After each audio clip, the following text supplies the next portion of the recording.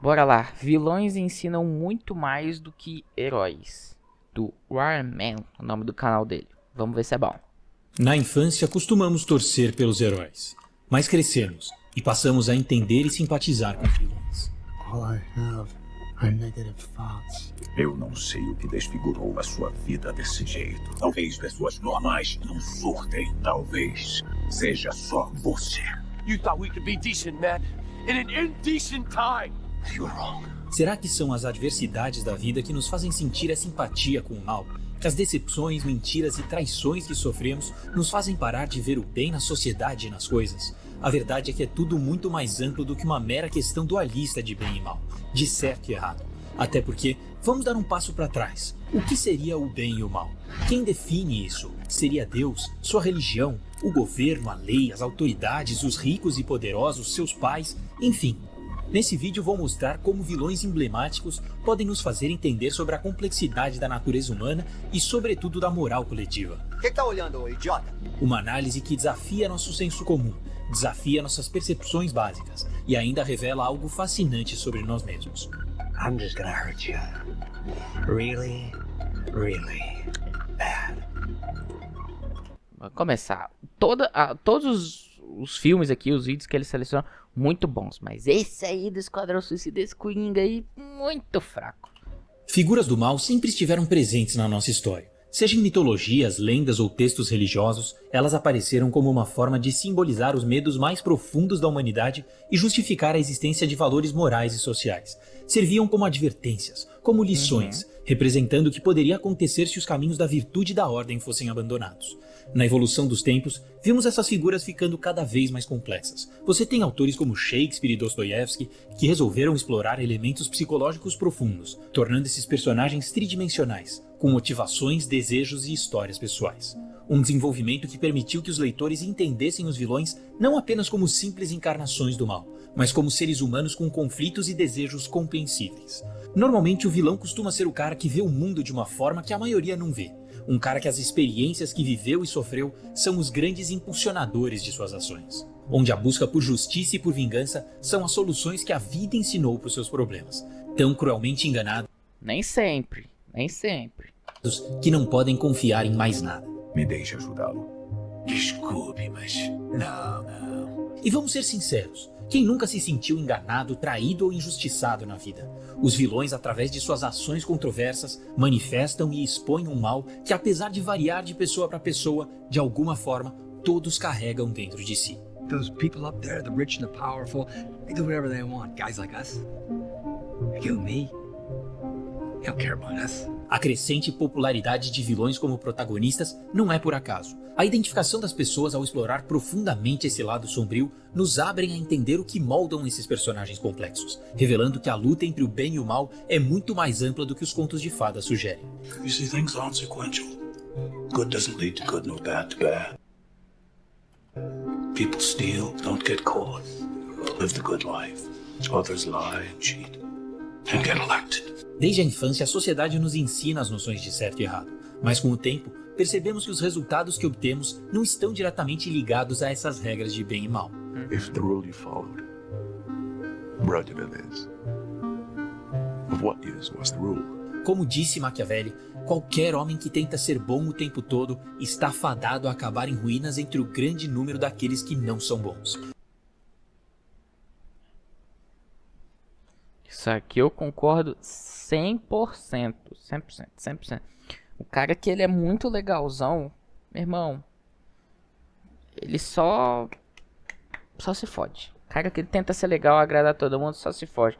Meu irmão, faz o teu, trata bem, não precisa ser cuzão também, mas não para com essa mania de querer ficar agradando todo mundo. Portanto, um príncipe que deseja manter sua autoridade deve aprender a não ser bom e usar esse conhecimento, ou abster-se de usá-lo conforme a necessidade exige. É uma mera ilusão se enxergar como uma pessoa boa a todo momento, porque não importa o quão bom você seja, você sempre será o vilão na história de alguém. A moralidade não é um conjunto de regras fixas e definidas a serem seguidas, mas algo que está em constante mutação, com muita ambiguidade e inúmeras perspectivas conflitantes.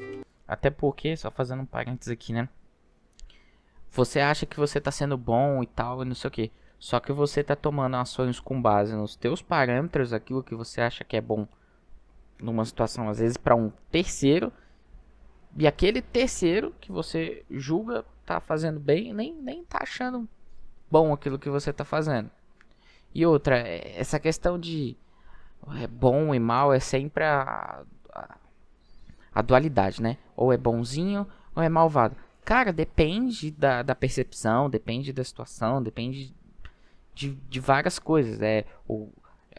São os problemas de conto de fada, né? Aí você tá certo, é errado, é errado. Cara, nem sempre tem soluções que os dois têm lógica, os dois estão corretos e uma das duas soluções você tem mais afinidade e outro tem outra afinidade. O que vocês têm que fazer é conversar para chegar num consenso, né? Seja no trabalho, seja qualquer relação, né, de duas pessoas conversando. Humans are a unique type of pest, multiplying and poisoning our world, all while enforcing a structure of their own, a deeply unnatural structure. Where others saw order, I saw a straitjacket. A cruel, oppressive world Aí também você tá sendo muito anarquista, mano. dictated by made-up rules. O problema da moral são justamente essas regras pré-estabelecidas, fazendo dela um tema raramente questionado. Costumamos atribuí-la a algo maior que nós mesmos, seja algo divino, estrutural ou proibido, e assim ela se torna inquestionável, superior e eterna. Mas eu queria te propor a questionar a moral e os elementos que a sustentam. Se pergunte, o que é a moral? A quem serve a moral? E por que ela não pode ser questionada? We see a deadly sin on every street corner, in every home, and we tolerate it. We tolerate it because it's common, it's trivial. Segundo Nietzsche, a moral é uma criação humana. Isso aí é verdade. Um reflexo de costumes e valores específicos de uma época, mantidos mais por hábito e submissão do que pelo valor em si que ela supostamente... Tudo bem, mas se você não tem moral, logo você não tem organização, logo você não tem o princípio, você não tem a sociedade junto ali. Vou dar um exemplo, né? Antigamente, nem sei o ano aqui, muito antigo, né? Lá as tribos, lá os Neandertal, né? Os parentes nossos, antepassados, né? Vou dar um exemplo aqui. Você tinha um grupo, tem lá 50 pessoas naquele grupo. Chega uma pessoa, pô, os caras estão andando juntos, os caras se ajudam, os caras se protegem, cada um faz uma atividade ali pro bem do grupo. Mas para que eu ande com esse grupo aqui, eu não posso, sei lá, comer carne humana, por exemplo. Pô, então eu quero participar. Então, e supondo, né, que fosse uma pessoa ali que consome e não vê problema em consumir, ela, para entrar naquele grupo, ela vai ter que deixar de consumir carne de ser humano. Porque é a regra daquele grupo, é a moral daquele grupo, que é moralmente aceito, né? Um negócio que hoje você não tem muita escolha. Ou você aceita a moral que é entuchada em você, ou tu é preso.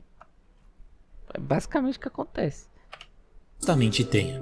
E uma vez estabelecida, a obediência a seus preceitos tende a prevalecer, porque já está internalizada nas pessoas. O interesse por vilões muitas vezes é provocado pela rejeição a essa moral coletiva. I can do whatever the fuck I want. Eles criam sua própria moral, são livres em relação às doutrinas e agem de acordo com sua própria justiça. Por isso que gera muita identificação. Pô, o vilão ali do filme XY tal, da série, da vida real, o cara que ele é... aquele cara que ele... todo mundo acha ele babacão, mas todo mundo acompanha o cara. Ele tem isso, tipo, o cara é autêntico. See, their morals, their code. It's a bad joke. Dropped at the first sign of trouble. They're only as good as the world allows them to be. I'll show you. When the chips are down, these civilized people, they'll eat each other. Isso aqui eu concordo demais. Demais. Pra mim, calma aí, volta I'll aqui. show you. When the chips are down, these... Melhor vilão de qualquer filme, cara, que já foi feito até hoje, é esse Coringa aqui. É, tipo assim, melhor. Sou pagar pau mesmo. Acho muito da hora. Foi o melhor. Disparado. Sugiro alguém a me apresentar um filme, uma série que tem um vilão melhor que esse aqui. Duvido. E se aparecer, eu dou o braço a torcer. These civilized people, they'll eat each other. Cara, com problema simples, ó. Vou uma história aqui pessoal. A gente foi pegar um avião há um tempo atrás aí, fui pegar um avião, recebi a mensagem no celular que o avião tava cancelado, né? O voo tava cancelado. E no totem tava dando que tava tudo normal com o voo, né? Tava, tipo, ou tava atrasado, não lembro agora. E aí, beleza, falei, bom, então vou ali no balcão pra perguntar. Só que todo mundo teve a mesma ideia. Então tinha tinha 2 pessoas aqui da companhia aérea e uma arena aqui em volta de gente. Um monte de gente pra perguntar e tal. E a moça ainda não tinha informação do que fazer e coisa do tipo. Chegou uma mulher aleatória. Aí você já vê o espectro da barraqueira, né? Como é que funciona. Ela chegou aqui, ó, cortando. Não, dá licença.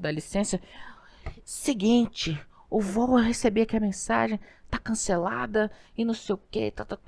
E começou a falar alto e tal. Que assim. E aí ela chegou meio cutucando. Na hora que ela me deu como chega pra ela, eu falei, calma aí, moça, vai com calma. Ela, não, é que eu tô nervosa. E a mulher aqui, ó, tremendo. Não, é que eu tô nervosa e não sei o que, tal. Aí depois eu até comentei com a esposa, né? Falei, ou essa mulher realmente tem uma situação muito séria vinculada a esse voo, ou é só uma pessoa mal educada que acha que o problema dela é maior que o problema de todo mundo. Tava todo mundo ali, ó, tipo, esperando. A moça falou, olha, eu telefonei aqui, ainda não tem informação, tô aguardando. Na hora que eu tiver informação, eu vou avisar pra vocês o que aconteceu com o voo. E essa mulher chegou rasgando lá e... Enfim, querendo caçar confusão e barraco já. A única, tava todo mundo aqui quietinho, esperando. Que é justamente isso que ele falou.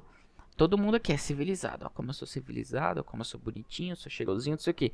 Deu uma coisinha errada, opa, foda-se os outros, só eu importo. Aí você vai falar, tá errado? Tá certo? É um debate aí. Para entender melhor essa questão da ambiguidade da moralidade, um dos dilemas que mais gosto é o do trem. A pergunta é, você desviaria o trilho de um trem para salvar 5 pessoas à custa de uma vida? Ou não interferiria e deixaria o trem no seu curso normal matar as 5 pessoas? Obviamente muita gente quer entender mais sobre a situação. Quem são as pessoas em cada trilho? Tem algum familiar, algum conhecido, criança, político ou o que seja? Mas para efeito de simplificação, considere um grupo homogêneo que você desconheça. O que você faria? O que você ia fazer? Eu desviaria a rota do trem, mataria uma pessoa e salvaria 5. Tranquilamente, eu faria isso. Faria o que no meu julgamento ali é o menos pior. Considerando que eu não sei nada sobre as pessoas que estão ali, né? 5 é maior que 1. Não que 1 não importe. Mas se você não tomar nenhuma atitude,